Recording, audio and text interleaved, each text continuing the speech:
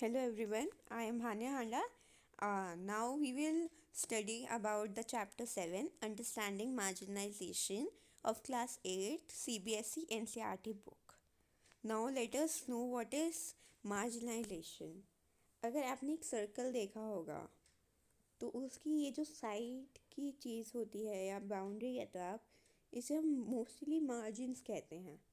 और एक बीच में एक और सर्कल बना दो। ये सेंटर वाली चीज़ आपको एक अलग से दिख रही है ना, मीन्स इसकी एक अलग से इम्पोर्टेंस आ गई।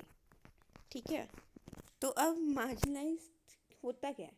जैसे ही मार्जिन है इस पे मतलब कोई इतना फोकस नहीं कर रहा है, ये सेंटर में जो चीज़ है इस पर लोग इतना फोकस कर रहे हैं। तो मार्जिनलाइजेशन भी ऐसे ही होता है। जो पीपल जिन्हें इक्वालिटी नहीं मिलती या फिर जो मतलब ऐसे कह सकते हो कि लो कास्ट से बिलोंग करते हैं, इक्वली ट्रीट नहीं होता, तो उन्हें मार्जिनलाइज पीपल कह देते हैं। और जो बहुत हाई कास्ट से होते हैं, हाई लेवल हाई स्टेटस वाले होते हैं, तो उन्हें हम सेंटर कहते हैं। अब मार्जिनलाइजेशन को हम और अच्छे से कैसे समझ सकते हैं? जैसे सपोज आप सिंगिंग में अच्छे हो और बहुत सारे आपको ग्रुप में मतलब सिंगिंग करनी है, तो टीचर क्या करेंगी? टीचर करेंगी कि आपको सेंटर दे देंगी। सेंटर में आप खड़े हो जाओगे और आपके साइड में बाकी बच्चों को खड़े होंगे। तो आपको सेंटर मिला है मीन्स कि आपको मतलब इम्पोर्टेंस मिली है। जिस चीज़ में आप इम्पोर्टेंट होगे तो आपको उसमें सेंटर मिलेगा। अगर आपको मतलब कोई वीक बच्चे होते हैं तो मोस्टली टीचर उन्हें साइड में कर देते हैं, मार्जिन्स बना देते हैं। तो इसमें हम यही पढ़ेंगे कि मार्जिनलाइजेशन होता क्या। What does it mean to be socially marginalized? To be marginalized is to be forced to occupy the sides of fringes and thus not be at the center of things. जैसे मैंने आपको बताया कि आप margins बन के रहोगे, कभी भी सेंटर नहीं, मतलब सेंटर नहीं होता marginalized होना। ठीक है, this is something that some of you have probably experience in classroom और प्लेग्राउंड। जैसे मैंने आपको एग्जांपल दिया कि आप किसी भी एक्टिविटी में जिसमें आप अच्छे हो, उसमें आपको टीचर ऑफ कोर्स सी बात है सेंटर का रोल देगी। जिसमें आप अच्छे नहीं हो उसमें आप साइड में खड़े होगे। ठीक है, if you are like most people in your class, that is if your taste in music or films is different, if your accent marks on you from others, if you are less chatty than others in your class, if you don't play the same sport many of your classmates, if you don't dress differently, chances are that you will not be considered in your peers. So often you end up feeling you are not be it. मतलब suppose करो कोई dance competition है, उसमें किसी बच्चे को centre मिल गया है और आपको सेंटर नहीं मिला, आप बहुत पीछे खड़े हो और बच्चे भी हैं। ठीक है, तो सेंटर मतलब मेन सोर्स ऑफ अट्रैक्शन कौन हो जाएगा? वो सेंटर वाली बच्ची। क्यों? उसमें उसकी स्पेशलिटी है। ठीक है, वो उसमें स्पेशल बहुत अच्छा बिहेव करती है। अब आपको जब जब आप किसी चीज़ में मतलब बहुत अच्छे नहीं होते हो और स्पेशल नहीं होते हो ना, तो आपको पीछे मिल जाता है, तो आपको कैसा सा फील होता है? ऑड वन आउट ही होता है कि क्यों मिल गया, अरे मेरे को होना चाहिए था वहाँ पे। तो ये ह्यूमन नेचर है। अब as in classroom, in the social environment, groups of people or communities may have experience of being excluded. अब ऐसे environment में बहुत सारी communities होती हैं, people, जैसे आप लोगों को पता है कि scheduled tribes और caste को मतलब low मतलब बताया जाता है कि low caste है वो। Their marginalization can be because they speak different language, follow different customs or belong to a different religious group from majority community. अब ये ऐसे मार्जिनलाइज कैसे भी हो सकते हैं पीपल? अगर वो डिफरेंट लैंग्वेज बोलते हैं, कोई डिफरेंट कस्टम को फॉलो करते हैं, या कोई डिफरेंट रिलीजन से होते हैं। जैसे इमेजिन कि आपकी क्लास में 40% बच्चे कोई और रिलीजन को मानते हैं और 60% की कोई और को मानते हैं। तो मेजॉरिटी को दूसरों की हो गई ना, 60% वालों की। तो ये 40% होंगे ना, इन मार्जिनलाइज्ड ऐसा फील होगा कि अरे हम तो इनसे लो हैं। ठीक है, तो दिस में also feel marginalize people because they are poor. अब मार्जिनलाइज पीपल मार्जिनलाइज होते क्यों हैं? क्योंकि वो पुअर होते हैं या फिर उन्हें as a low social status दिया जाता है। और उन्हें कैसे सी करा जाता है? Being less human than others. लेकिन ह्यूमंस तो सब इक्वल ही होते हैं ना। Sometimes marginalized groups are used as hostility and fear, मतलब उन्हें ऐसे नीचे स्वभाव से देखा जाता है. This sense of difference and exclusion leads to communities not having access to resources and opportunities and in their ability to exert their rights. जैसे अगर आप रूरल एरिया की बात करोगे, अगर उसमें कोई लो टाइप मतलब लो कास्ट का रहता होगा तो उसे बहुत ऐसे अपॉर्चुनिटीज़ नहीं मिलती, ना उसे कोई राइट मिलता है, मतलब उसे रिसोर्सेज नहीं प्रोवाइड होते हैं. अगर आप पुअर होगे तो आपको कहाँ खाना मिलेगा, आपको कहाँ ऐसे एजुकेशन के लिए मिलेगी. तो ऐसे होता है. ठीक है. The society who own land are wealthy whether educated and politely powerful. अब ऐसा हमारे इंडियन सोसाइटी में ऐसा है कि जो अनएजुकेटेड है उन्हें हमेशा लो समझा गया है और जो एजुकेटेड है उन्हें हमेशा हाई समझा गया है और उन्हें के पास पावर्स बहुत आ जाती हैं क्योंकि वो एजुकेटेड है. और जो नॉन एजुकेटेड है या फिर अनएजुकेटेड कह सकते हो आप, उन्हें हमेशा लोअर समझा गया, उनके पास कोई पावर नहीं होती. In this chapter, you will read about two communities that are considered to be socially marginalized in India today. तो स्टार्टिंग में एक स्टोरी दे रखी है आदिवासी फैमिली की. Adivasi and marginalization. And Adivasi in Delhi, Soma and Helen are watching the republic day parade on TV with grandfather. दो लड़कियां होती हैं, Helen and Soma. They were watching TV with the grandfather. तो उसमें से एक लड़की बोलती है, दादू we saw they always show Adivasis on dancing. Oh see an Adivasi float. तो वो एक लड़की पूछती है कि वो हमारे बात मतलब सिर्फ डांसिंग में ही क्यों शो करते हैं. तो उसके दादू रिप्लाई करते हैं, the lives of Adivasi are very rich, most people don't know that. तो वो बोलती है, yes, don't they know anything about it else. तो वो बोलता है, मतलब उसका दादू रिप्लाई करता है कि when I was young our village in Odisha was beautiful, we got everything we needed and the land and the forest around us. We in turn respected the land, the forest, the river. मतलब उसका दादू बोलता है कि अगर हम जैसे village में थे उड़ीसा में, तो ये अगर आपके पास फॉरेस्ट है, आपके पास उसमें लैंड है, आपके पास एग्रीकल्चर का रिसोर्स आ गया, आपके पास फूड आ गया, आपके पास वाटर आ गया, आपके पास शेल्टर आ गया, आपके पास बहुत सारी अवेलेबिलिटी हो जाती है अगर आपके पास फॉरेस्ट है. ठीक है. तो उसने बोला कि सडनली हमें बताया गया कि फॉरेस्ट है वो हमारा नहीं है. मतलब जितने इतने पुराने सालों से वो रहते थे उन्होंने एकदम से बता दिया कि उनका फॉरेस्ट वो है ही नहीं. तो वो क्या बोलते कि forest officials and contractors cut down large part of it. मतलब फॉरेस्ट के पार्ट्स कटने शुरू हो गए थे और उन्होंने कहा था, if you protested they beat us and then took us to the court where we did not have any lawyers not fight our cases. अब देखो इस लाइन से हमें पता चल जाता है कि उनके पास ना कोई लॉयर थे, ना कोई ना मतलब उनके केस सॉल्व करने के लिए लॉयर्स नहीं थे. तो इससे पता चल जाता है कि आदिवासी कौन थे, मार्जिनलाइज पीपल. अब उन्हें क्या करते थे कि अगर वो प्रोटेस्ट करते थे कि हम नहीं, हमारा फॉरेस्ट है, तो उनको बीट करा जाता था और कोर्ट तक ले जाया जाता था. तो फिर वो लड़की पूछती है कि आप सर्वाइव कैसे हुए.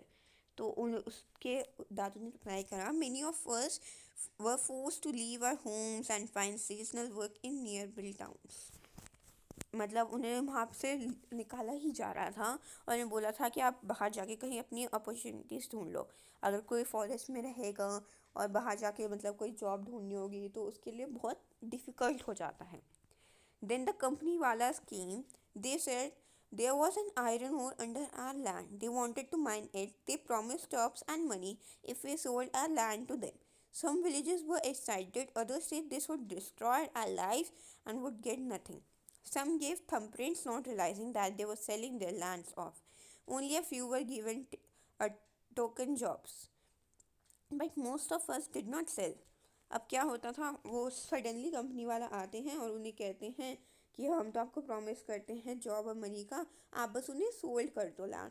तो वो क्या करते थे, बिना उनके नोए कि उनकी लाइफ डिस्ट्रॉ कर देगी, वो अपने थंब प्रिंट्स दे देते थे कि उनके लैंड सेल हो जाते थे.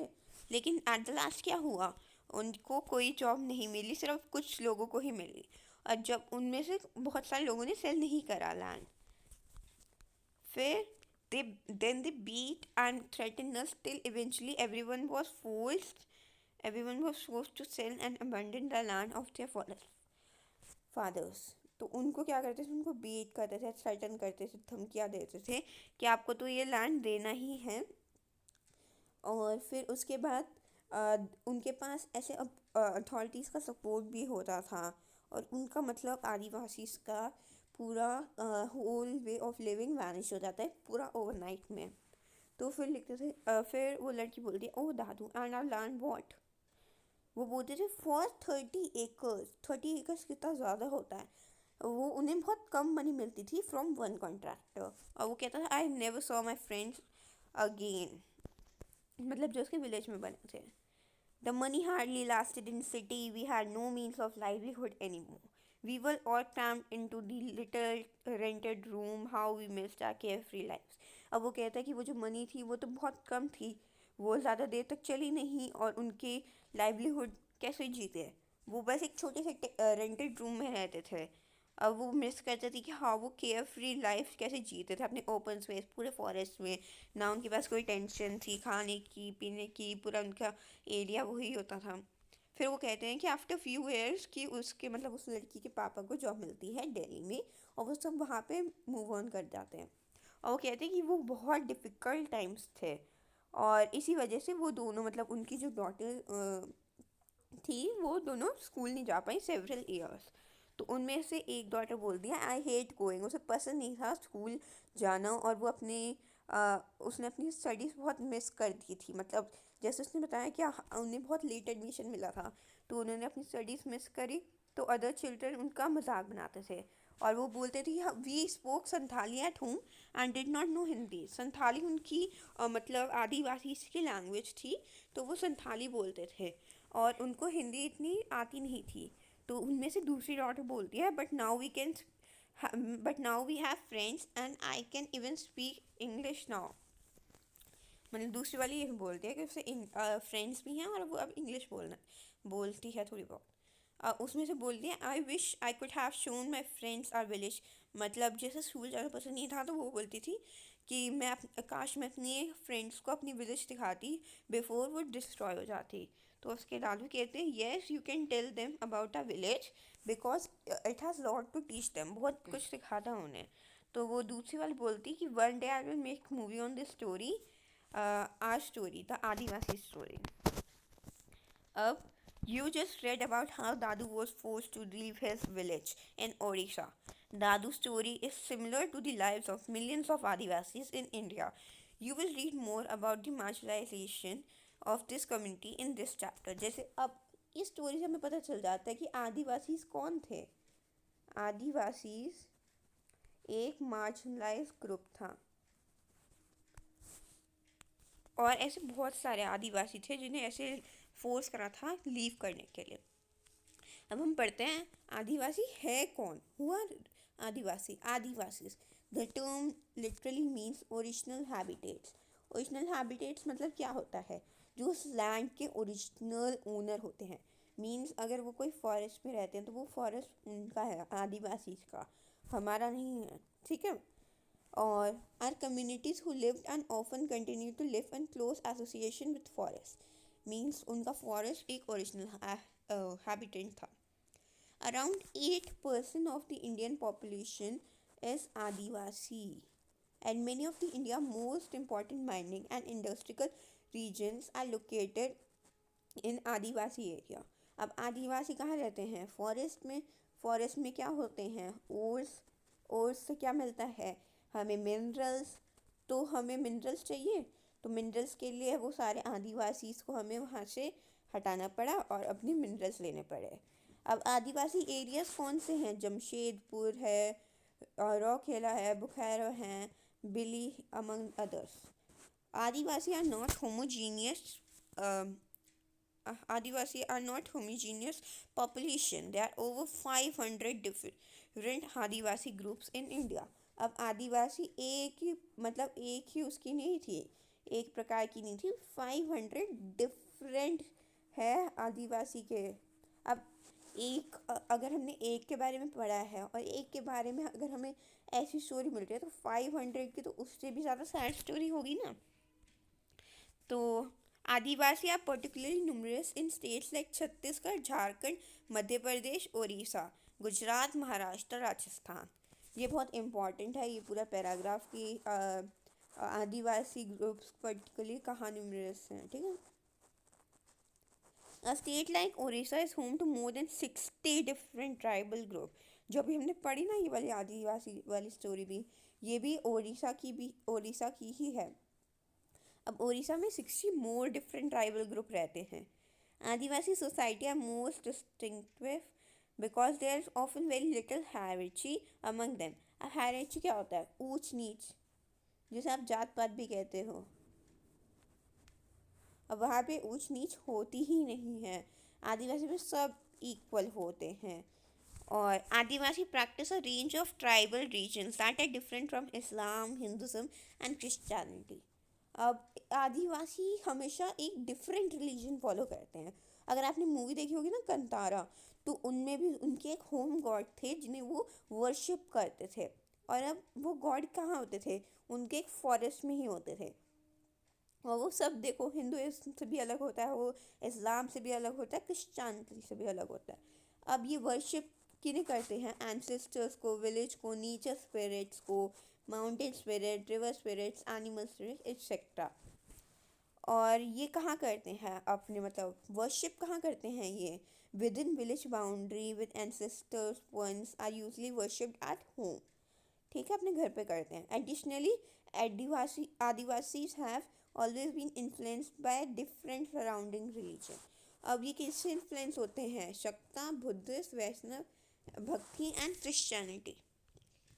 Simultaneously, Adivasi religions themselves have influenced dominant religions of empires around them. For example, the Jagannath cult of Odisha and Shakti and tantric traditions in Bengal and Assam। मतलब जैसे आप जानते हो ना कि मतलब वो कैसे इन्फ्लुएंस होते हैं, अपने भगवान चूज़ करते हैं। जैसे जगन्नाथ क्लथ एक ट्राइबल है उड़ीसा में, और शक्ति और तांत्रिक ट्रेडिशंस हैं बंगाल और असम में। During the 19th century, substantial numbers of Adivasi converted to Christianity. अब वो क्रिश्चियनिटी में बदले क्यों थे?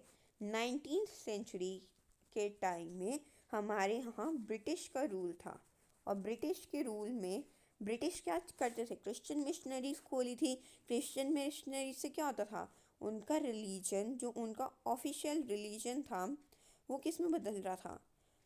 क्रिश्चियनिटीज़ में। जैसे जो हिंदूज़ होते थे, उन हिंदूज़ को क्या कन्वर्ट करते थे?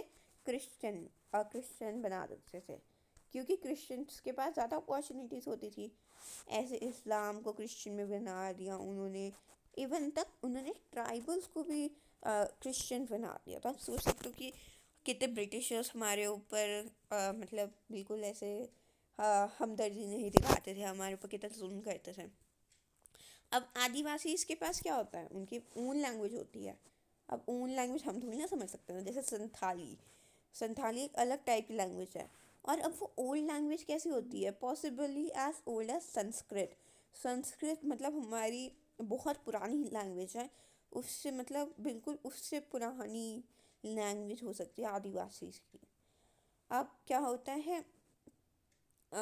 language like Bengali. Santali has the largest number of speakers and a significant body of publications including magazines on internet और e-zines। अब क्या होता है? संथाली एक आदिवासी की ऐसी लैंग्वेज है जो टॉप पे यूज़ कर सकते हैं, कि संथाली बहुत यूज़ होती है। और संथाली क्या है? ट्राइबल की लैंग्वेज है, ठीक है, ये यूज़ होती है वहाँ पे। मतलब Santhali you can also seen in e-zines और मैगजीन्स। अब ये क्या है? The above two images of tribal communities in their traditional costumes are often the ways in Adivasi community. अब ये दो आदिवासी कम्युनिटीज है, अपना वो कोई ट्रेडिशनल डांस कर रहे हैं। अब इससे क्या समझ आते हैं? कि वो एग्जॉटिक और बैकवर्ड है। लेकिन एक ट्विस्ट भी है इस चैप्टर में, बहुत इंटरेस्टिंग। अब हम नेक्स्ट पढ़ेंगे आदिवासी एंड स्टीरियोटाइपिंग। अब स्टीरियोटाइपिंग क्या होता था? स्टीरियोटाइपिंग याद है, क्लास 6 की बुक में पढ़ा था कि उन्हें डिस्क्रिमिनेट करा जाता था एक सर्टेन कम्युनिटी को। अब हम वही पढ़ते हैं। In India we usually showcase Adivasi communities in particular way. Thus, during school function or other official events in a book and movies. हम आदिवासीज को कैसे देखते हैं? आदिवासीज को हम देखते हैं डांसिंग ट्रेडिशन है, बहुत मतलब डांस करते हुए दिखाया जाता है आदिवासी को।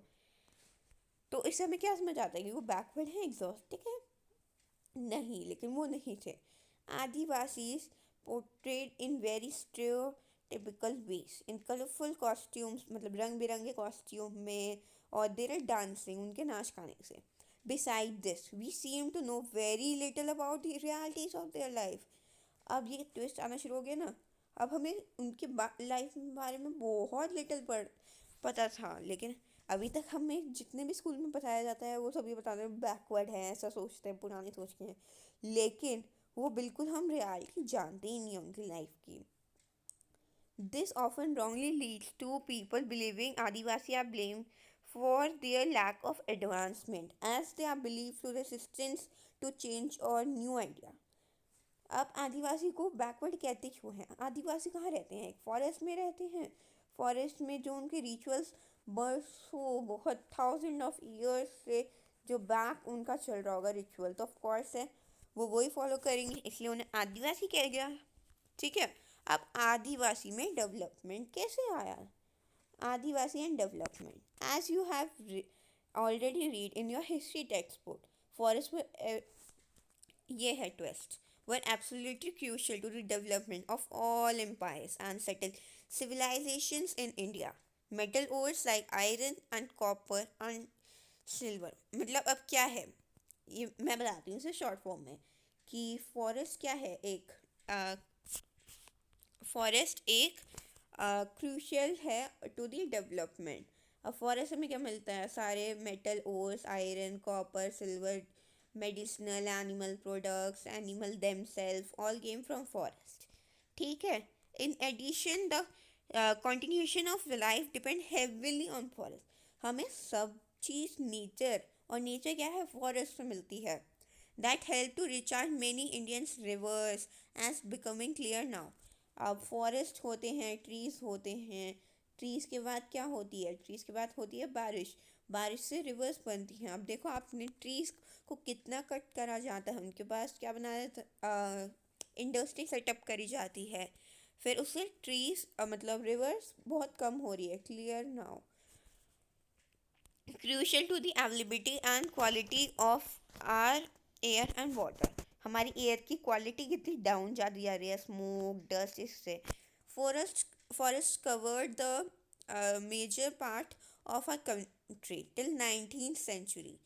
अब Adivasi had a deep knowledge.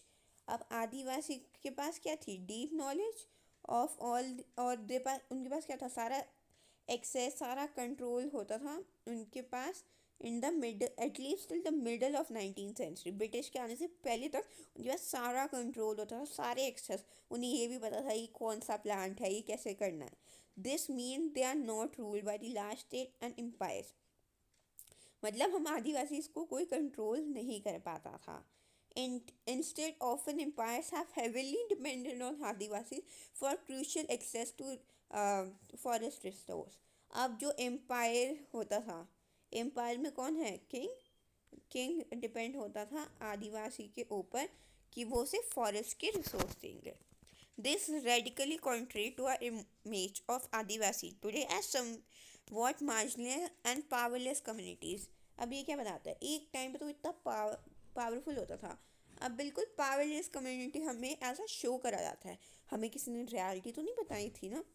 In pre colonial world, मतलब ब्रिटिश के आने से पहले, दे वर ट्रेडिशनली रेंज, उन्हें क्या बोला जाता था? हंटर गैदरर्स, नोमांस और शिफ्टिंग एग्रीकल्चर। ये सब आप हिस्ट्री में पढ़ चुके हो।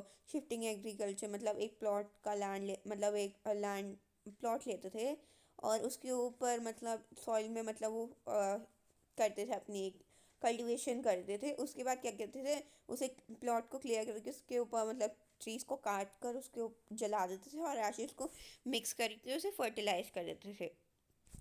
अब क्या होता था, 200 ईयर्स से Adivasi has been increasingly forced for the economic change forest political.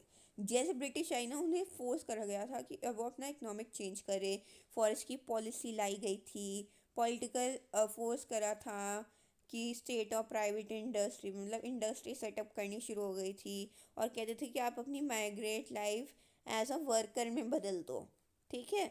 और क्या करा था, फॉरेस्ट को कंस्ट्रक्शन साइट बना लिया था, इंडस्ट्रीज बना ली थी, और कुछ आदिवासी को डोमेस्टिक वर्कर बना दिया था। For the first time in history they do not control और have much direct access to the forest territories. मतलब उन जैसे ब्रिटिश आए 19th सेंचुरी में, तो उनके बाद उनका कंट्रोल फॉरेस्ट से बिल्कुल हट गया था, कंट्रोल कुछ रहा ही नहीं था। और उससे पहले उन्हें कैसे मतलब इवन किंग तक उन्हें इम्पोर्टेंस दे रहा था। अब इसके बाद ये एक फ़ोटो दिखाई है कि ये निगारी हिल है, वो लोकेटेड है कालाहांडी में ऑफ उड़ीसा। और इसमें बताया गया है कि ये आदिवासी की होती थी, और अब इसे ऐसे बर्न करके ऐसे आयरन की इंडस्ट्री बना रखी है। ये फ़ोटो है नियामगिरी हिल की, और ये कहाँ लोकेट करती है, कालाहांडी। ये आपकी 1 मार्क क्वेश्चन में आ सकता है, ये बहुत इंपॉर्टेंट है और ये उड़ीसा में ही यूज़ होता है।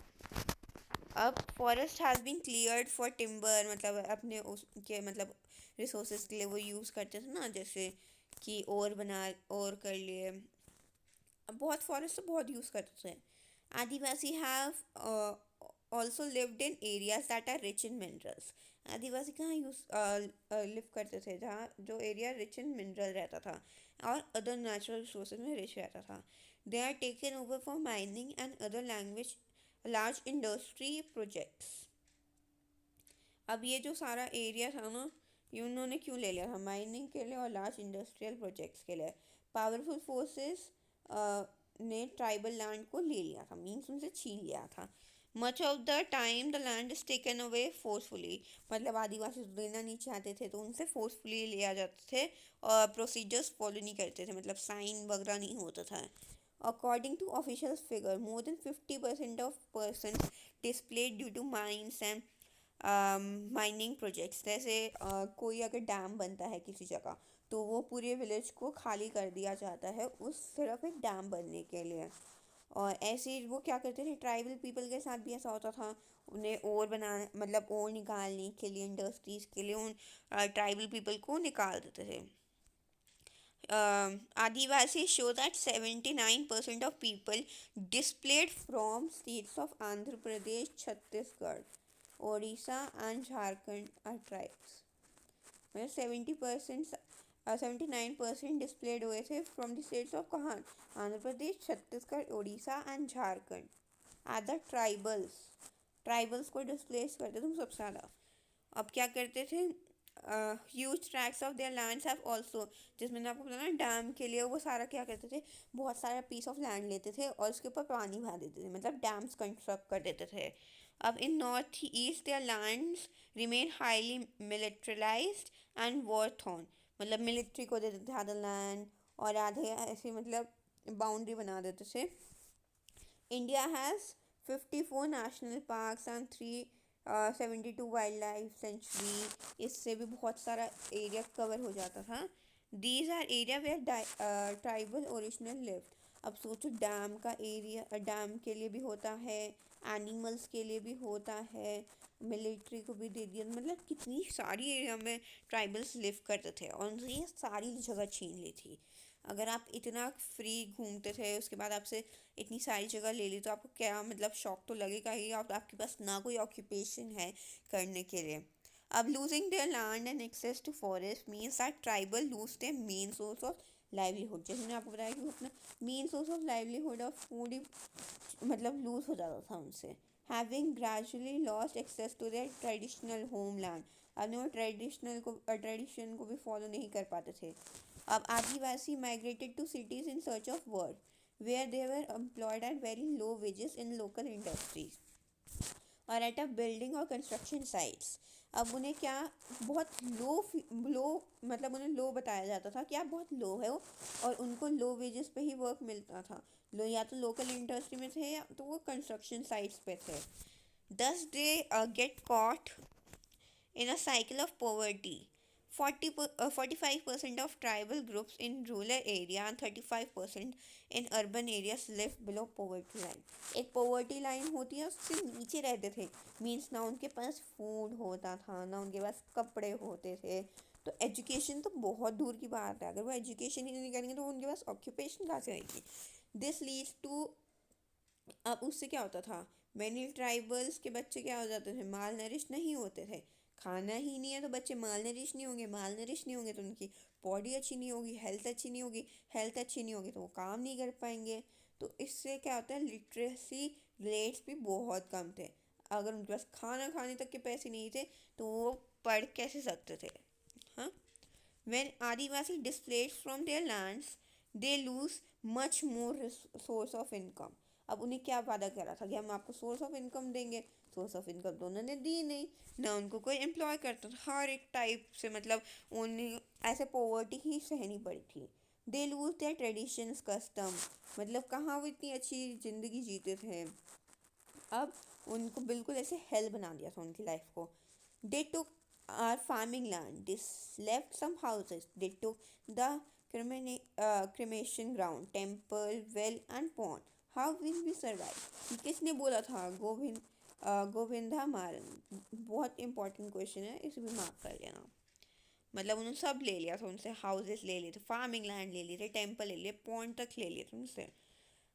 अब ये कहाँ किससे लिया था, project that was in Orissa से लिया. उड़ीसा वाले उनसे सब ले लिया था. वैसे लेते तो सब सारे ट्राइबल से ही हैं land. As you have read their exist and interconnectedness between the economic and social dimensions of art. मतलब उनके सोशल भी अच्छे नहीं थे क्योंकि वो लो थे, इकोनॉमिक भी अच्छी नहीं थी क्योंकि वो लो थे. दोनों टाइप से उनको लो फील कराया जाता था. ठीक है. This process of disposition and